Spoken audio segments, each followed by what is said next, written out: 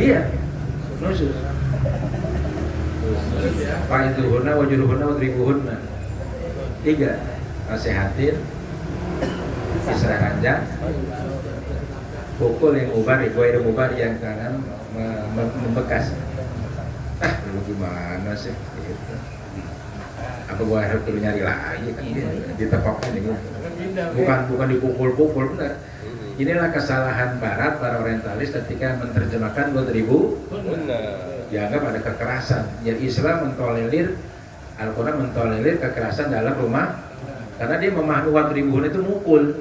Padahal dijelaskan dalam hadis, kan fungsi hadis itu diantaranya menjelaskan ayat kan. Nah, mukul yang tidak melukai. Gimana sih mau kita cubit gitu, jangan kuat, nah itu mah. Iya, kalau mukulnya pakai duit. Gaplok. Iya, pasti mau dah.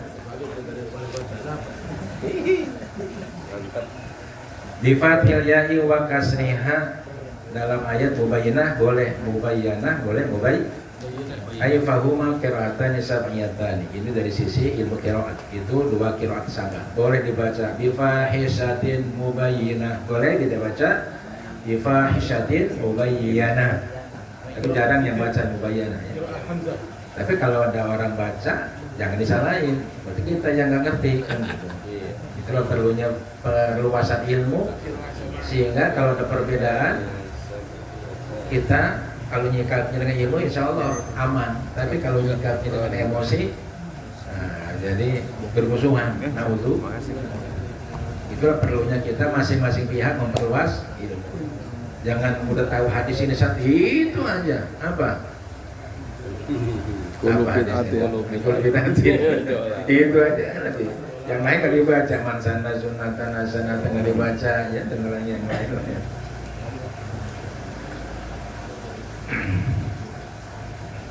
Kalau al-nusus atau dia melakukan apa? Nusus. Apa nusus itu nih? Ayu khurujun an ta'atiz zawj. Keluar melanggar dari ketaatan terhadap suami. Itu termasuk nusus, termasuk dalam hal pelayanan, melayani. Ini ngomel kayak, ini ngomel bukan? Enggak dong. Kalau orang perempuan itu secara psikologis harus mengeluarkan kata-kata sehari 2000 kata. Jadi kalau dia nggak ngomel dia sakit. Ngempet. Iya.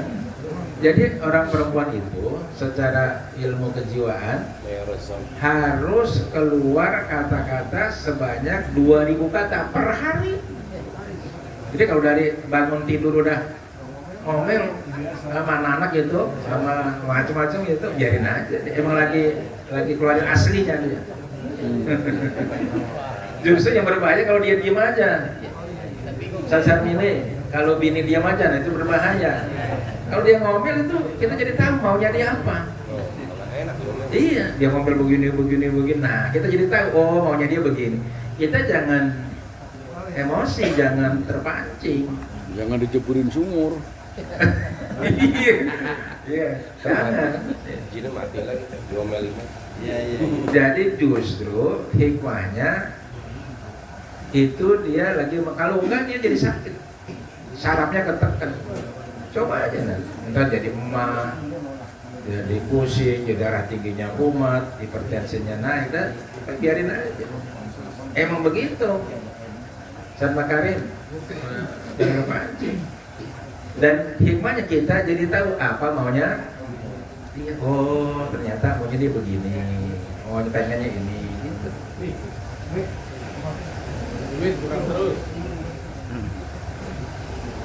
Ya. Jadi yang namanya nusus itu apa? Khurujun an ta'atis, keluar. An itu lil budi, bosnya dia taat nggak taat. Mah ini kan malam Jumat mah, kecuali kalau ada alasan yang rasional, sakit ya kan. Kalau nggak ada alasan yang rasional termasuk apa?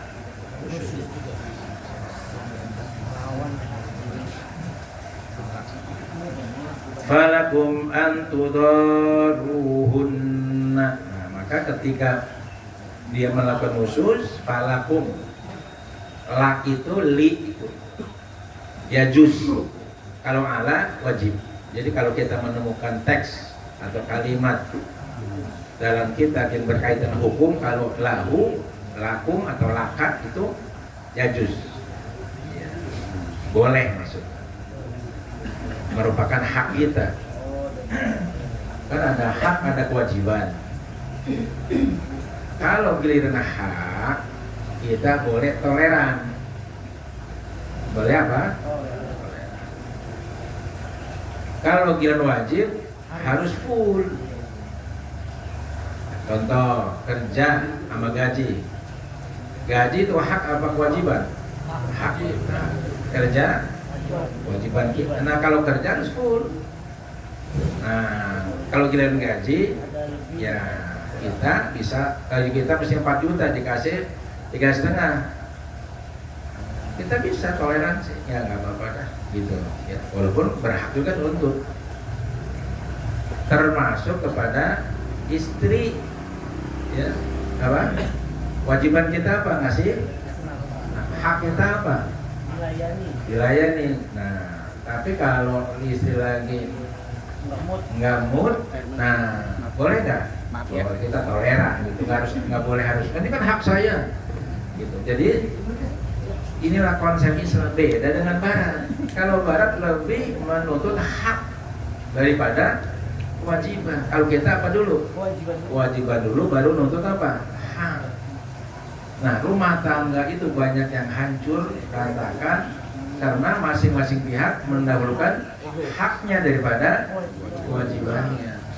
Nah, padahal kalau kita masing-masing pihak antara suami dan istri, ini kan masalah rumah tangga nih, itu mendahulukan kewajiban, yang maka hak kita otomatis terpenuhi. Kan hak kita kewajiban istri, hak istri kewajiban. Nah, ketika masing-masing saya melaksanakan kewajiban dengan baik, nah, maka hak istri terpenuhi. Ketika istri melaksanakan kewajiban dengan baik, maka hak kita yang terjadi, kita mendahulukan hak daripada kewajiban. Begitu juga di dunia pegawaian, di dunia apa namanya kerja, itu rata-rata doktrinnya, oh ini hak kita, gitu. Iya iyalah. Tapi kalau Islam konsepnya iya kah? Nah, Ustaz Jadang berkata, ini kosong nih. Wah iya kah? Apa dulu? Nanggu dulu, nanggu itu kewajiban apa hak? Kewajiban. Nanggu dulu kewajiban apa hak? Kewajiban. Kewajiban. Baru nasta'in itu siapa? Apa? Hak kita. Jadi kewajiban dulu, baru nuntut apa? Hak. Coba aja nih imam yang udah punya pengalaman kerja. Emang kalau awal bulan kita belum kerja gitu, mana gaji saya?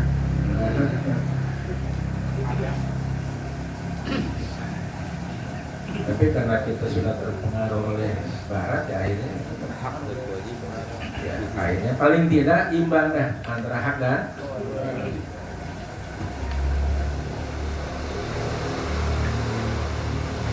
inkulta. Jika kamu berpendapat ada kok di sini boleh mempersulit, menyulitkan orang perempuan, istri gitu, ya, antudaruhun apalaku, maka kamu boleh menyulitkan mereka, boleh mempersulit mereka. Bagaimana memberikan kesulitan kok dibolehkan secara hukum gitu? Kalau ada pendapat begitu. Jadi saya selalu lagi mengantisipasi kalau ada pertanyaan ataupun reaksi. Oke, jadi kalau termasuk kayak kita makan siap saji itu kita bayar duluan baru dikasih. Kenapa? Dalam kita kalau makan siap saji kayak Nah itu konsep Barat, nggak mau rugi nih ya.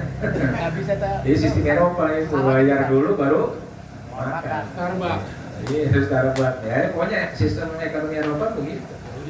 Nggak mau rugi nih. Belum makan, PKK yang penting bayar dulu kan gitu. Iya.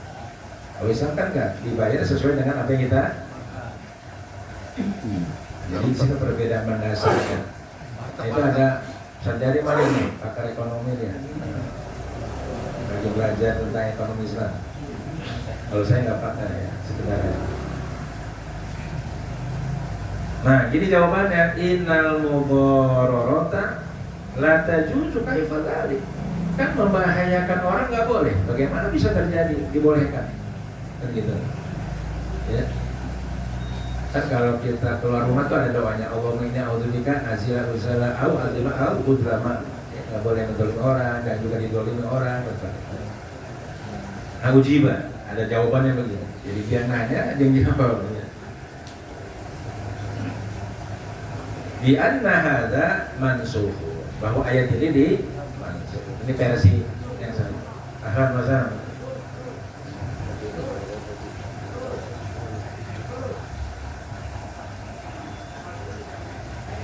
Sarjana punya kontak itu enggak?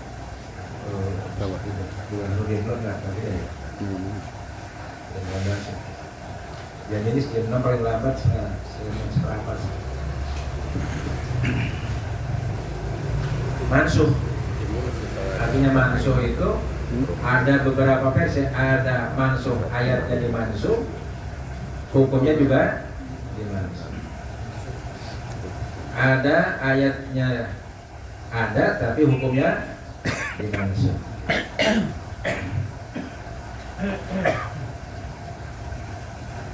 Ini bagi ulama yang berpendapat ada nasih dan mansuh. Ada ulama yang tidak berpendapat yang nggak ada mansuh. Ada itu nanti di ulumul tafsir lah pembahasannya, atau di ulumul Quran. Kalau jawabannya yang kedua, di satu persoalan bisa dijawab beberapa jawaban. Di anal murada biha al-wa'du wal hajaru wad darbu alati kimayati fi qouli ta'ala wallati takhafuna nusuzahunna fa'iduhunna watibuhunna.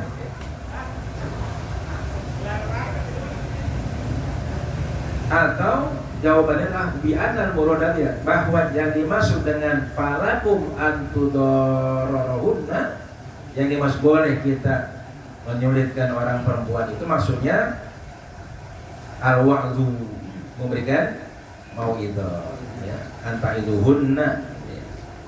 Wahjuruhunna baru wadribu, jadi nasihat dulu. Nah, jangan gitu dong, gitu. Masa begitu sih gitu. Pokoknya dinasihatin lah ya. Nasihat yang paling mantap itu kalau sambil dikasih yang merah-merah. Insya Allah dong ya. Ya, orang laki kebutuhannya penghormatan, penghargaan. Ya. Orang laki kalau dihargai, orang perempuan mati juga dilakonin. Benar. Ya, Ustaz ya. Nah, ini kan calon kepala KUA nih. Ya. Potongannya udah pas, tinggal jahitannya mesti kendor, digejer aja kan. Kita doain ya, insya Allah. Apa tadi saya ngomong apa tuh? Mau itu. Nasehatin. Nasihatin pakai duit. Sama duit. Masa ada yang napik, ada yang sakit, yang sakit yang diam tuh. Apa cek? 200 juta, jadi kebutuhan laki adalah pelayanan, penghormatan, ya. Kalau kita dihormati, mati kita lakoni, iya, buat melindungi dia gitu, buat. Nah, kalau orang perempuan itu kebutuhan, asal kebutuhannya terpenuhi juga, kita jadi raja. Itu. Nah, disinilah masing-masing harus tolerir, mentolerir. Apa artinya? Adik, ya, menuntut haknya itu harus tolerir. Saya baru dapat apa ya, semacam begini. Al-Quran itu ketika berbicara tentang rumah tangga tidak menjanjikan kesenangan atau kebahagiaan. Yang dijanjikan apa? Sakinah, mawaddah, dan itu ja'ala wajalakum abid bainakum. Nah, ketika di awal wa min ayatihi an khalaqa, menjadikan khalaqa, ketika dalam proses ini ja'ala itu ada dua kalimat yang berbeda yang memiliki makna yang berbeda. Kalau khalaqa itu otoritas Allah, perjodohan itu. Khalaqa min anfusikum, pasangan itu memang sudah apa, Allah yang menentukan ya, perjodohan itu.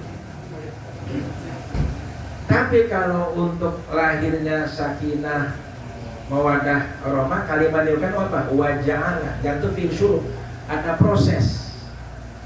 Nah, di sini tugas kita, kewajiban kita, perjuangan kita bagaimana menjadi berproses itu waja'ala. Coba nanti perhatikan apa bedanya antara khalaqa dan ja'ala dalam Al-Qur'an. Akan masuk apa tuh? Bisa. Biar kawan-kawan nanti datang dari situ.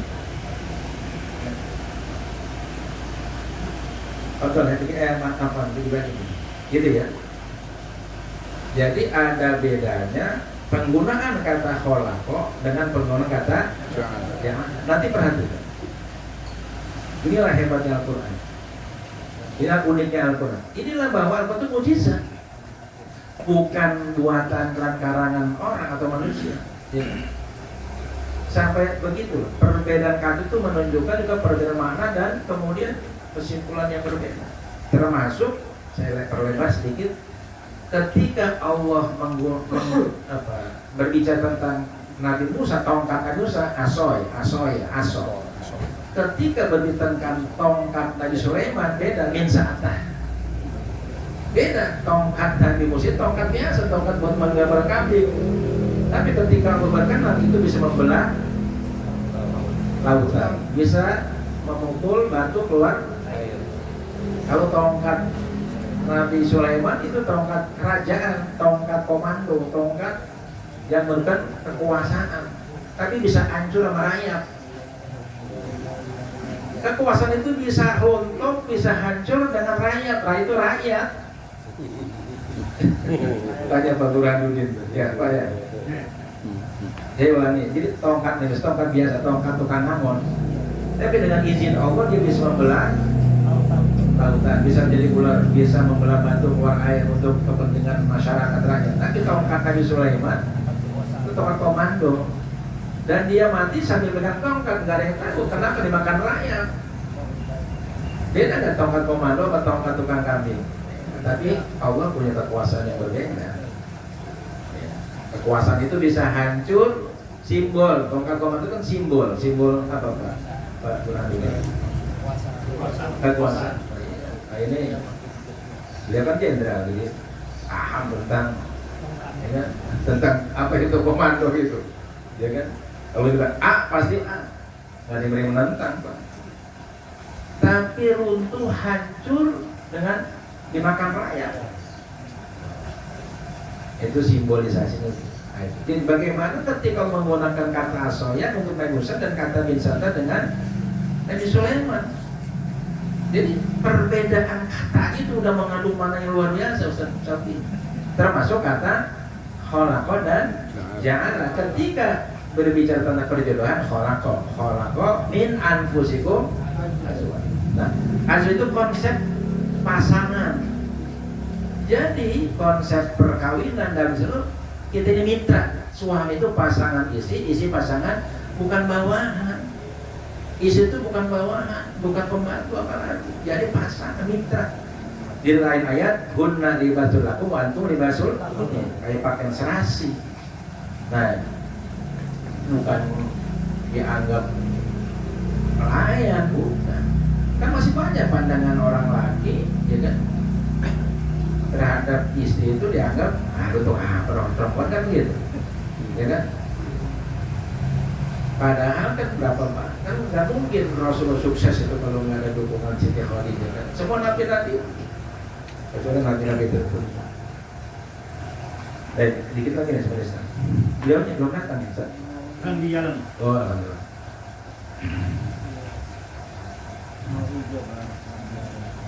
Sampai mana?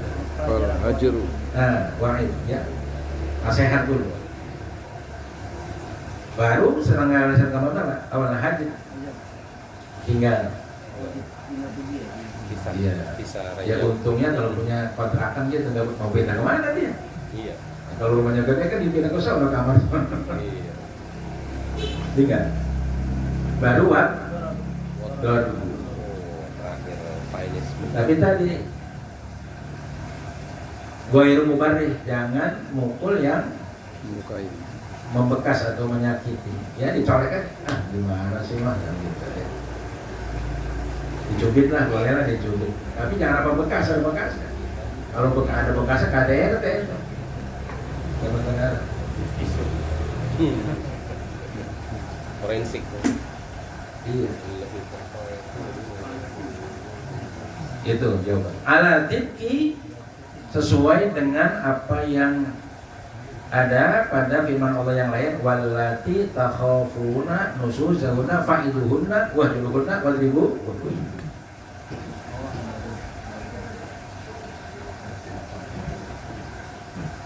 Al-ayat wa tasmiyatu hina idin mudararatan musyakalatan. Nah, penamaan nasihat tadi dengan kalimat tudaruhunna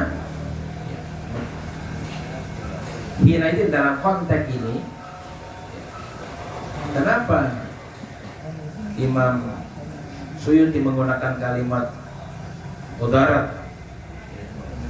Ya kalau dalam bahasa ekstrim membahayakan, menyulitkan. Itu musyakalah, dalam balaghah disebut musyakalah. Bentuk katanya saja sama tapi maknanya berbeda. Nanti ada bentuk kata yang beda tapi maknanya ada, bentuk yang sama maknanya beda gitu. Singkong, orang Batak nyebutnya singkong, orang Sunda sambel, kalau orang Jawa ketela. Nah, Telo. kalimatnya beda, katanya beda, maknanya sama. Ada yang kalimatnya sama, maknanya apa? Gedang. Kalau orang Banten gedang itu pisang. Nah, kalau orang Sunda paya.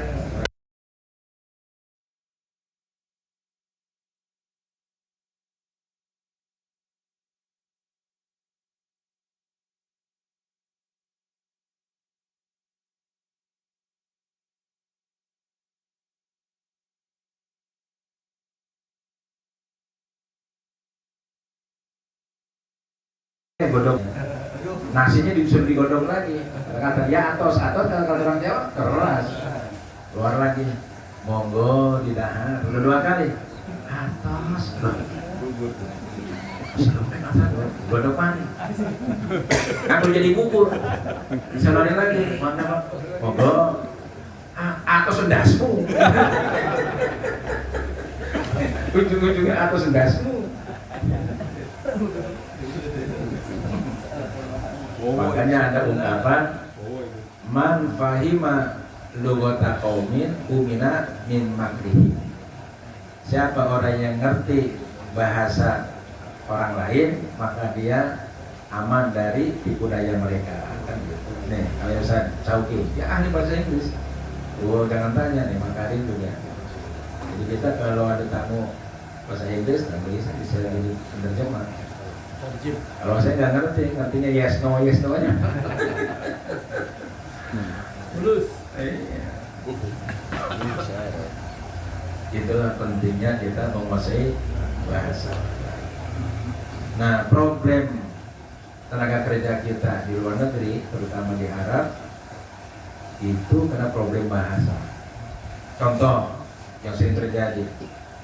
Kau tidak hina, ambil sepatu, jangan pisau. Karena kan beda dengan Thailand. Thailand itu kan mayoritas non muslim. Tapi dia sebelum misalnya itu betul-betul digodok, di training 6 bulan. Penguasaan bahasanya, budayanya, dan lain-lain ada masalah. Padahal kita diutamakan loh untuk pekerja di sana itu, terutama di bidang medis dan di bidang apa sih rumah sakit dan itu. Sangat dibutuhkan. Tapi kita ini paling, nah ini Ustadz Badul ini kan istrinya dulu trainer ya, trainer orang-orang yang mau ke itu paling 2 minggu, sebulan, jadi sangat dangkal gitu, sehingga komunikasi antara majikan dengan itu banyak gak nyambung, makanya banyak kekerasan segala macam. Jadi kita harus belajar itu sama Filipina, sama Bangladesh, betul-betul bahasanya terus persiapkan betul gitu baru dikirim. Kalau kita ya sebisa udah ya, sedikit-sedikit aja, ini banyak budayanya kan beda gitu. Banyak masalah. Kebetulan kan orang saya besok mau pulang, dia dikirim kebetulan dapat majikan bagus dokter, jadi alhamdulillah itu bahasa. Jadi itu namanya musyakalah ya. Musyakalah itu apa? Bentuk katanya sama, tapi maknanya berbeda. Nanti ada yang bentuk katanya apa tadi? Beda, maknanya sama. Nah ini bentuk katanya sama, maknanya beda. Namanya musyakalah, dari kata syakal, musyakalah. Nadiru, contohnya, contoh nadir itu bandingannya. Ayat faman i'tada 'alaikum fa'tadu 'alaihi. Ini surat berapa ya? Ustaz? Ayat berapa ya? Al-Baqarah 194. Apa? Al-Baqarah ayat 194. ujungannya apa lanjutannya? Faman i'tada 'alaikum fa'tadu 'alaihi. Bimisli ma'tada 'alaikum. Nah itu beda. Walaupun kalimat sama-sama i'tada fa'tadu. Kalau mereka itu melampaui batas, nah sekalian ini dalam perang, maka balas. Beda. Kalau Islam membalasnya ada batasan. Perempuan nggak boleh dibunuh, rumah ibadah nggak boleh dirusak, anak kecil nggak boleh dibunuh, pohon-pohon nggak boleh dibombardir. Itu. Walaupun perintahnya apa itu? Fa'tadu. Famani tada'aikum, maka barang siapa yang menyerang kalian, itu bisa diserang, serang. Tapi beda. Serangan umat Islam tidak menghancur leburkan. Rumah sakit nggak boleh, madrasah sekolah nggak boleh, rumah-rumah ibadah nggak boleh. Kalau Amerika, wah apa di orang Islam cuma di Pondok, Israel. Palestina nggak kelar-kelar. Nah itulah kasus tempo hari di sana apa namanya? Di Kosovo. Yordan. Enggak, kita nasional di Kosovo itu ketika apa namanya tim dari PBB melihat ternyata yang hancur bukan hanya gereja, bukan hanya masjid, gereja itu ikut, ya berarti sama-sama. Kan kalau orang Islam bisa nahan diri, enggak membakar gereja, kan dunia menyaksikan, oh berarti yang hancur mesti berarti yang jahat mereka orang Islam. Itu gereja-gereja masih utuh, nggak ada yang gitu. Nah, kitanya nggak paham aja. Jadi pengertian fa'tadu 'alaihi itu bukan harus sama, beda. Islam itu punya aturan dalam perang. Nggak boleh orang tua jompo itu nggak boleh dibunuh, nggak boleh dijadikan tameng. Jadi beda. Walaupun perintahnya harus membalas. Masih dulu kali ya. Wa ashiruhunna, ini maktufun ala qauli fi ma taqaddama, menyambung pada ayat sebelumnya. Jadi satu sisi memang kita dilarang untuk menyakiti. Perintah berikutnya wa ashiruhunna. Betapapun ada sisi-sisi yang kita tidak sukai, tetap harus wa ashiruh. Itu harus kita pergauli. Ya, jadi isi itu harus muasyarah bil apapun kekurangannya, atau mungkin ada hal-hal kita tidak sukai dari penampilan fisiknya, mungkin dari akhlaknya mungkin ya. Karena manusia pasti ada kekurangan kan. Kita juga ada. Saya dulu saya nggak sebut, tapi sekarang dia jadi salah satu tokoh BKSPP ya.